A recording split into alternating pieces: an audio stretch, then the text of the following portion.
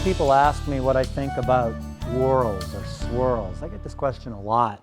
More and more people asking about it. And of course, the question is there truth to it, or is it just an old wives' tale? Excuse me.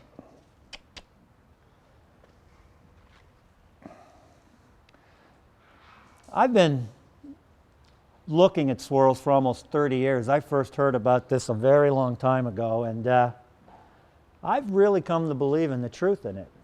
In fact, I had a veterinarian tell me about a study he'd read once. I really couldn't tell you where it came from. I think it had something to do with the University of Colorado, where they did some don't quote me on that, where they did some tests with both equine and bovine. And what they found out is that the hair in the swirls and the whorls is the first hair on the body to grow and develop when the horse is a fetus and in the embryonic stage. And that those hairs growing out of the swirls and the whorls had their source in the brain matter developing and the brain cells developing. The rest of the hair is hair growing out of hair follicles out of the skin. This hair in the swirl had its roots literally in the brain. Now, there's been a lot of talk from a lot of people as to, well, how can you read them? Are they in fact a genetic imprint into innate behavior? I've heard a lot of different definitions about how to read a swirl, and from what I've been told over the years and what I've seen for myself, here's kind of the basics of what I've come to understand. Is that the average swirl on the average horse with the average temperament falls somewhere in here right between the eyes.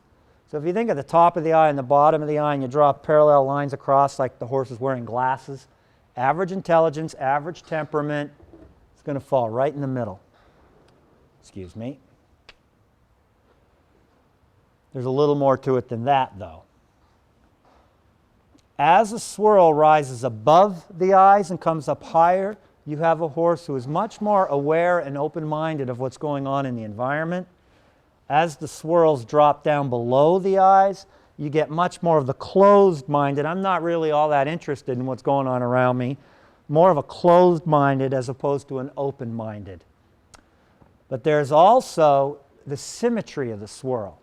When a swirl is nice and geometric, like a snowflake, or back in the days of something like spirograph.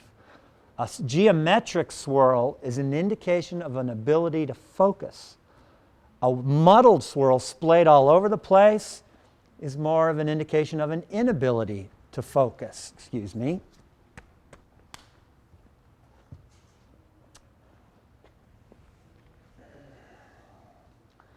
And yet there's a few more variables to that. We have to add them up. So you can have a horse who has a very high swirl, so it's very aware, but the swirl is splayed out and muddled. So it's aware of everything, but it has a hard time staying focused to analyze and interpret and learn things. So that would be the equivalent of a genuinely ADHD person. On the other hand, you can have a very low swirl that is also very muddled. So not only am I not interested, I still can't focus very well and process. Or you can have just the opposite. You can have a very low swirl, which is closed-minded, not looking around a lot, but if it's geometrically balanced and focused, then that horse is a horse who can problem solve and think. They have a much better ability to learn how to learn. Now, that horse is not taking in as much information, but what information it does take in, it figures it out pretty quickly. If you have a very high swirl above the eyes that is very symmetrical and focused, now you've got the equine rocket scientist. That is a horse who is looking around at everything, and when it finds something interesting, it can focus on it and figure it out fast. The high swirls that are very focused, those are the horses that can undo your knots and pick your gaits. Those are the horses who know what you're going to do before you do it. So I'm telling you this because a lot of people hear about this and they say, well, I want to go buy a really high swirl, really focused.